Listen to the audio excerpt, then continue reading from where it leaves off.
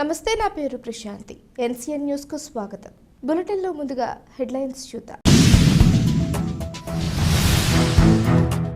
రాజమండ్రిలోని 44వ వార్డులో CC road డ్రైనేజీలకు శంకుస్థాపన చేసిన ఎంపీ భరత్.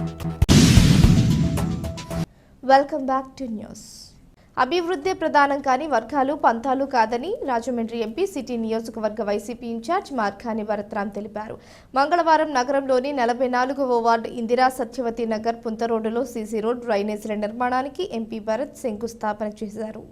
ఈ సందర్భంగా ఎంపీ మాట్లాడుతూ ఉభయ వర్గాలకు న్యాయం చేయాలి అన్నదే తన ఉద్దేశమన్నారు. ఈ రహదారి మాస్టర్ ప్లాన్లో ఉందని, వివాదం ఏదైనా రహదారి అభివృద్ధి ప్రధానమని అన్నారు.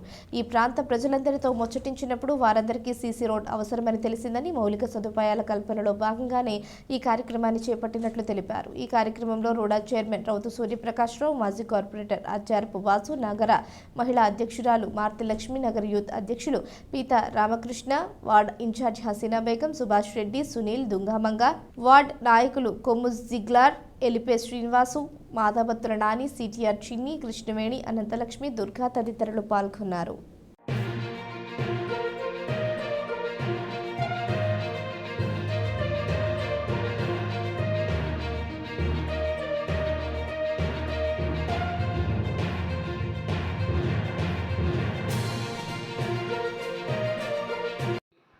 మీకు అన్యాయం జరగకూడదు, వెనకాల ఉన్న వాళ్ళకి అన్యాయం జరగకూడదు.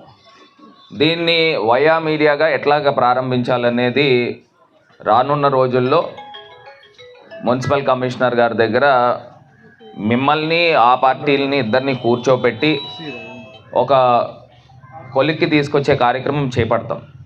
ఈ లోపల ఈ రోడ్డు సుమారుగా 80 అడుగుల రోడ్డు ఉన్నది. ఇక్కడ మనం చూస్తే మినిమం మౌలిక వసతులు లేవు. ఒక పక్కన రోడ్లు సరిగ్గా లేవు. సుమారుగా 1 కిలోమీటర్ పాటు ఉంటుందా, రోడ్లు సరిగ్గా లేవు.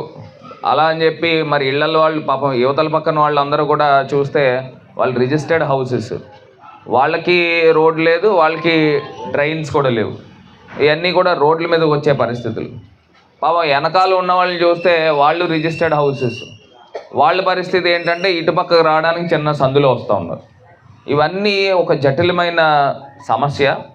ఎందుకంటే మీరు కూడా ఎన్నో 30-40 సంవత్సరాల నుంచి ఇదే రోడ్లో మీరు కూడా నివాసం ఉంటా ఉన్నారు. సో దీనికి ఒక ఇద్దరికి ఉభయతారకంగా ఒక క్లారిటీ తీసుకుని వస్తారు రాబోయే రోజుల్లో.